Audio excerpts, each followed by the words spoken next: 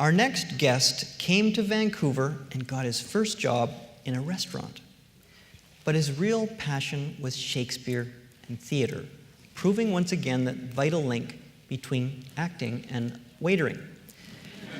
He created Bard on the Beach, now the second largest Shakespeare festival in Canada, that annually welcomes over 80,000 people to Vanier Park in sold-out performances.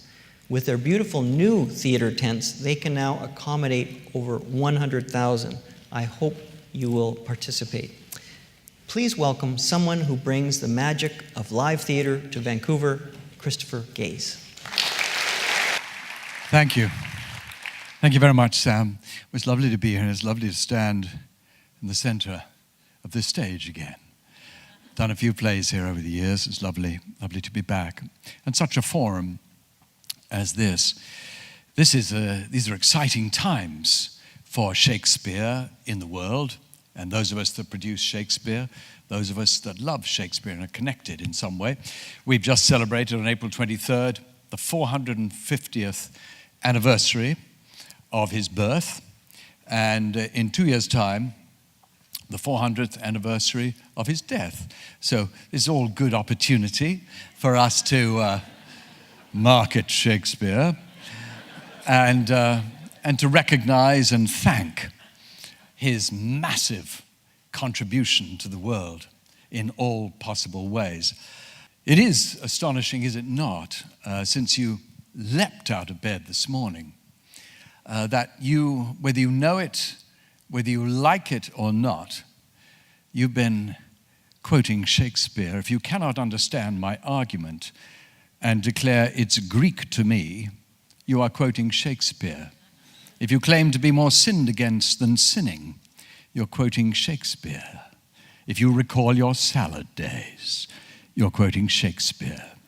If you act more in sorrow than in anger, if your wish is father to the thought, if your lost property has vanished into thin air, you're quoting Shakespeare. If you've ever refused to budge an inch or suffered from green-eyed jealousy, if you've played fast and loose, if you've been tongue-tied, a tower of strength, hoodwinked or in a pickle, if you've knitted your brow, made a virtue of necessity, insisted on fair play, slept not one wink, stood on ceremony, danced attendance on your lord and master, laughed yourself into stitches, had short shrift, cold comfort, or too much of a good thing. If you've seen better days or lived in a fool's paradise, why, be that as it may, the more fool you, for it is a foregone conclusion that you are, as good luck would have it, quoting Shakespeare. If you think it is early days and clear out bag and baggage, if you think it is high time and that is the long and the short of it, if you believe that the game is up, even if it involves your own flesh and blood at one fell swoop, if you have your teeth set on edge at one fell swoop without rhyme or reason, then to give the devil his due if the truth were known, for surely you have a tongue in your head, you're quoting Shakespeare, even if you bid me good riddance and send me packing. If you wish I was as dead as a doornail, if you think I'm a laughingstock, the devil incarnate, a stony-hearted villain, bloody-minded, or a blinking idiot, then, oh Lord, by George, tut, tut, but me no buts. It's all one to me, for you are quoting Shakespeare.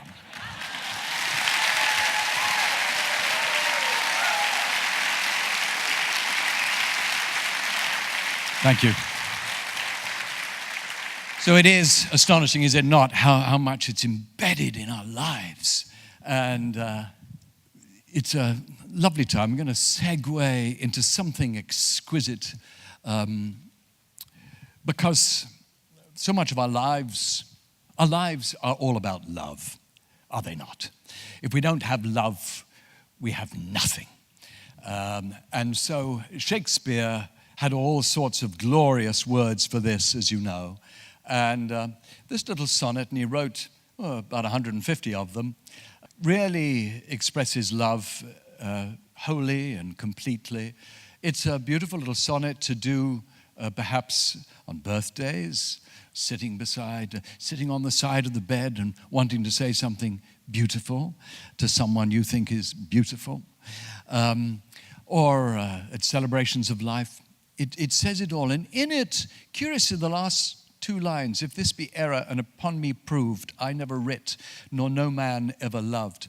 Academics and people, scholars that study Shakespeare, others may think that's what Shakespeare knew. How did he know that he would be immortal? When your parents, grandparents, great-grandparents came to Canada, or perhaps many, many other places in the world, I romantically think of people arriving by train, which must have been a savage experience, nearing winter on the prairies, and then heading into some little cabin. They may have had two books, and those two books may have been the Holy Bible and the collected works of William Shakespeare. So imagine how precious these words were to them. Let me not to the marriage of true minds admit impediments. Love is not love which alters when it alteration finds, or bends with the remover to remove. Oh no, it is an ever-fixed mark that looks on tempests and is never shaken. It is the star to every wandering bark, whose worth's unknown, although his height be taken. Love's not time's fool, though rosy lips and cheeks within his bending sickle's compass come. Love alters not with his brief hours and weeks, but bears it out, even to the edge of doom. If this be error, and upon me proved, I never writ, nor no man ever loved. Now, I think, thank you, I think that, I don't know, but Shakespeare wrote that. Maybe he was commissioned to write it. Probably was. Somebody said, I'll give you a couple of bob. And he sat down and wrote it. But he wrote it from his heart, his mind. Perhaps he, as I say, wrote it for somebody else, their mind. But it pleased them. But in its own way, it has become quintessential Shakespeare. If this be error and upon me proved, I never writ, nor no man ever loved. It's extraordinary, isn't it, the relationship we have in Canada with Shakespeare. I am so proud to be in a country that has the largest Shakespeare festival, theatre festival in North America. Stratford, Canada is about close to 3 times the size of any theatre festival in America. Which is unusual for Canada to have something that's much, much bigger.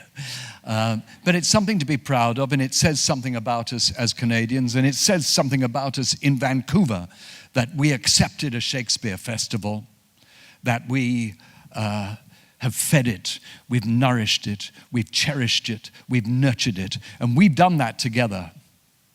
And it's a great thing. It's a great thing for summer entertainment for us. The experience of coming to Bard is a good thing.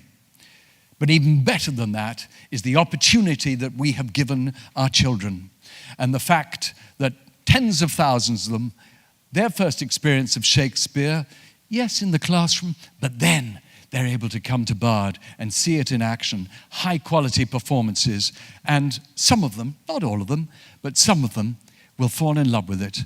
And it may possibly change their lives, and that's a glorious thing. It's most curious for me to have spent my life so close to Shakespeare. I mean, this is 25 years of Bard, but I did 4 years previous to that in other Shakespeare festivals that were both tented. But nevertheless, it's been a life under a tent for me. When I was a lad in boarding school, I worked very hard, breaking every rule. They sat me down from 9 to 3 and tried to teach me some geometry. Geometry was not my bent. Now I'm an actor in a Shakespeare tent. The family business came along. 'Twas cement mixing the whole day long. The concrete business did me in. I'm much too artsy for the dust and din. I had my fill of wet cement. Now I'm an actor in a Shakespeare tent. Before I learned to tread the boards, I spent a season in the House of Lords. I stood my ground, I had my say, and I quoted Hamlet almost every day. My speeches were so eloquent that now I'm an actor in a Shakespeare tent. My father said, "Go west, my son." So I spent a year or two in Edmonton. Whilst there, I taught an acting class, and in the winter nearly froze my ass. So I bid adieu, and west I went. Now I'm an actor in a Shakespeare tent. At last, I think I've found my home, acting here beneath a canvas dome. Although it's rich I'll never get by playing Romeo and Juliet. As long as I can pay the rent, I'll always be an actor in a Shakespeare tent. Thank you very much.